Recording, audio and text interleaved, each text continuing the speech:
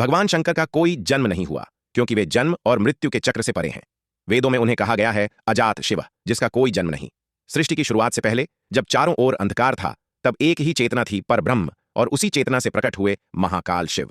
वे न तो देव हैं, न राक्षस, न ही कोई मनुष्य। वे हैं आदि अनादि, निर्गुण, सगुण, शांत और प्रलयंकारी। एक बार ब्रह्मा और विष्णु में इस बात पर विवाद हुआ कि कौन बड़ा है। तभी उनके बीच में एक अनंत ज्योतिर्लिंग प्रकट हुआ, प्रकाश का एक ऐसा स्तंभ जिसका न कोई आदि था न अंत। ब्रह्मा ऊपर की ओर गए, विष्णु नीचे की ओर, पर कोई भी अंत न पा सका। तभी शिव प्रकट हुए और कहा, मैं ही आदि हूं, मैं ही अंत हूं। ब्रह्मा को झूठ बोलने की सजा मिली और उन्हें पूजा से वंचित कर दिया गया। और वहीं से शिव को कहा गया महादेव, देवों के भी देव। शिव न केवल ईश्वर हैं, बल्कि वो सबसे अलग भी हैं।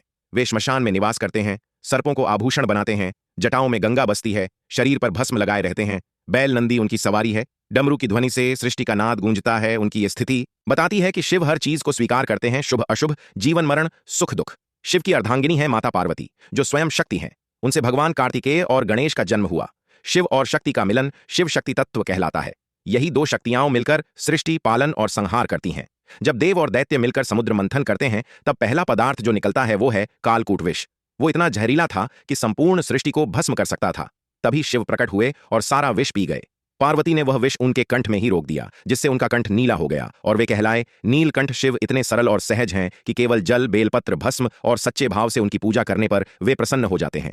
उनके भक्त रावण, भस्मासुर, मार्कंडेय, रति कामदेव, अर्धनारीश्वर रूप, सभी में एक अद्भुत गाथा छिपी है। उन्होंने असुरों को भी वरदान दिए, लेकिन जब वे अधर्म की राह पर चले तब स्वयं संहार कर दिया। जब सृष्टि में अधर्म बढ़ता है तो शिव रुद्र रूप लेते हैं। उनका तांडव नृत्य ब्रह्मांड की गति को हिला देता है। तांडव कोई क्रोध मात्र नहीं, बल्कि सृजन, संहार और नव चेतना की प्रक्रिया है। और जब प्रलय का समय आता है, तब शिव त्रिनेत्र खोलते हैं, अग्निज्वाला से ब्रह्मांड भस्म हो जाता है। यही है महाप्रलय। लेकिन जहां अंत होता है, वहीं से एक नई शुरुआत होती है, क्योंकि शिव केवल संहारक नहीं, वे पुनर्रचना के देवता हैं। शिव कोई मूर्ति नहीं, केवल देवता नहीं, शिव एक तत्व है, एक चेतना है, जो हमारे भीतर है, बाहर है, जीवन में है और मृत्यु के बाद भी साथ हैं। हर हर महादेव, जो जन्म से नहीं, आत्मा से जुड़े हैं।